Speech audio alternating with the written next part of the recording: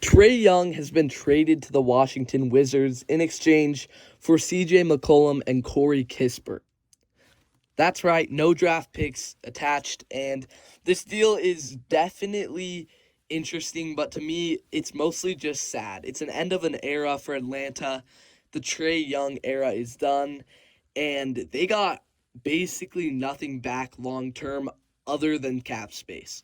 This is ultimately a salary dump. CJ McCollum is a 1 year deal, and he has been playing good for the Wizards, but at the end of the day, he's older and he's very similar to Trae, just not as good of a shooter. So he'll fill the role for Atlanta this season, but long term, I just don't see a big future with CJ McCollum here.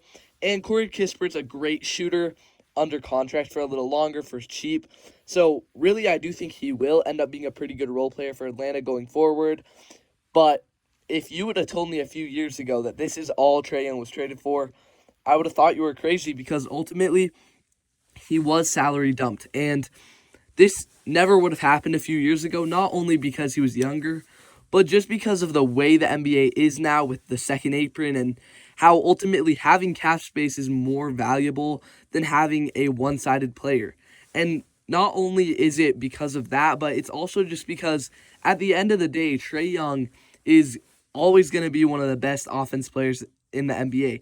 He's always going to lead the league in assists, at least be at the top there, and points scored, he's going to be up there. This season hasn't been as impactful and he's been injured, but at the end of the day, the Hawks are moving towards a more defensive-oriented lineup. Signing Nickeil Alexander-Walker, we saw that, and Dyson Daniels has broken out as a great defender. Hasn't been as good this season, but that paired with the fact that Jalen Johnson is seriously turning into an all-star candidate, and this could also be a part of the fact that there's rumors they're going to be looking to trade for Anthony Davis, and having CJ McCollum's $30 million expiring deal could be helpful to that if that's what ends up happening. Ultimately, I grade this deal for Atlanta as an A, but it's still sad. Like, at the end of the day, salary dumping Trae Young is probably the right decision, but ultimately Trae Young was so good. As you're seeing right now, I have highlights of Trae Young playing, and he was truly very impactful for the Hawks. In one of the videos, he does say, "This is my city," and ultimately he was part of the reason he got traded. He wanted to go to Washington, and sadly, I think that is because of money. Washington has plenty of money.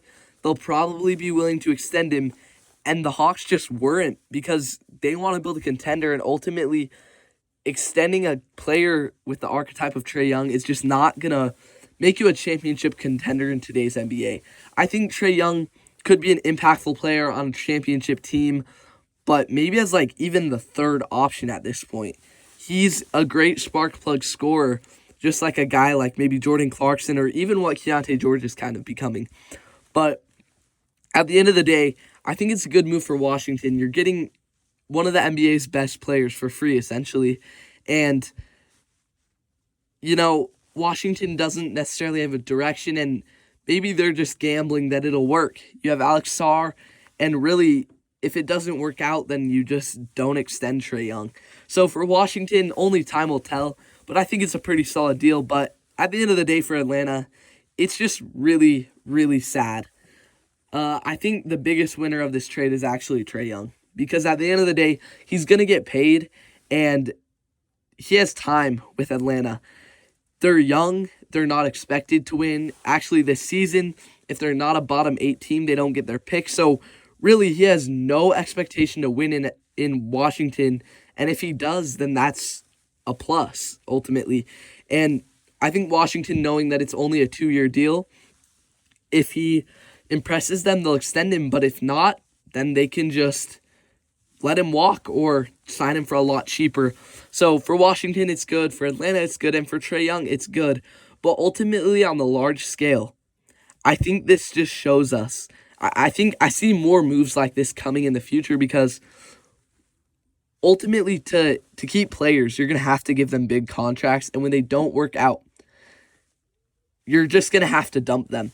And I think we're going to have to see that with guys like LaMelo Ball and maybe even John Morant at this point. It sounds crazy to say, but these smaller guards that aren't great defensively, and granted, Ja is pretty good, but I just don't think there's a place for them in today's NBA.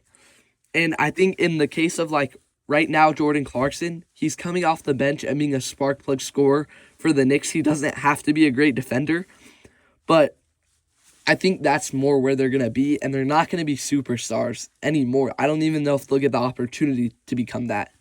But let me know what you think about this trade. I haven't posted in a while, but trade season is my favorite time in the NBA. I'm going to be posting tons of videos about rumors and about every trade that happens, even the tiny ones that are basically just salary dumps. So subscribe so that you can, get updated for when I post, and see you next time on No Bias Hoops.